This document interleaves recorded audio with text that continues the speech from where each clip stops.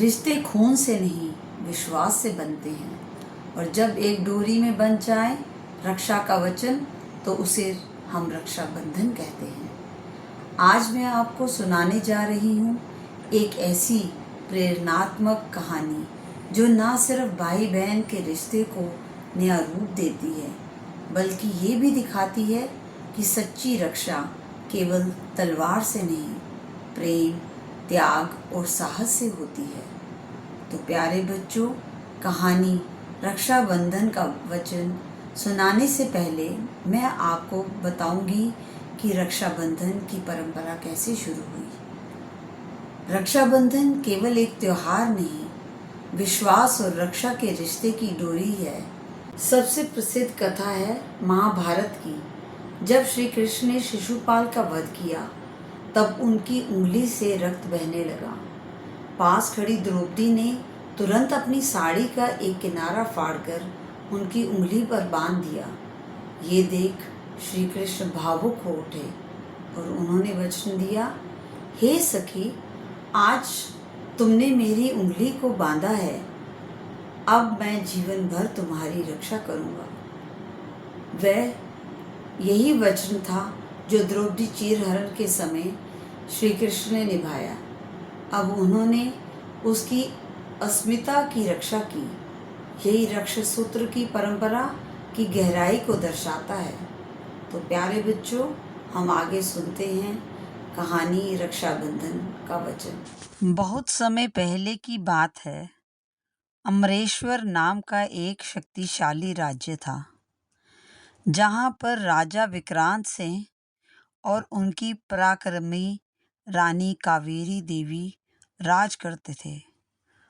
रानी बचपन से ही युद्ध कौशल में निपुण थी और उनका छोटा भाई आरव, जो पास के राज्य में रहता था, हर साल रक्षाबंधन पर बहन को राखी बांधने जरूर आता। इस बार रक्षाबंधन से एक दिन पहले ही दुश्मन राज्य ने अमरेश्वर पर हमला कर दिया। राजा तुरंत सेना लेकर युद्ध पर जाने को तैयार हुए, लेकिन रानी कावेरी ने उन्हें रोकते हुए कहा, महाराज, इस बार रणभूमि में मैं जाऊंगी, आप महल और नगर की रक्षा कीजिए। राजा मान गए। अगले दिन जब आरव राखी लेकर पहुंचा तो बहन को ना देख घबरा गया। राजा ने बताया कि रानी युद्ध के लिए निकल चुकी है। ये सुनकर आरव ने अपनी कलाई पर राखी खुद ही बांधते हुए कहा, इस बार मैं अपनी बहन की रक्षा करूंगा। आरव तुरंत सेना लेकर रणभूमि पहुंचा और रानी के साथ कंधे से कंधा मिलाकर लड़ा। दोनों की वीरता और समर्पण से दुश्मन पराजित हो गया। जब युद्ध समाप्त हुआ तो बहन और भाई दोनों ने एक दूसरे की कलाई पर राखी बांधी।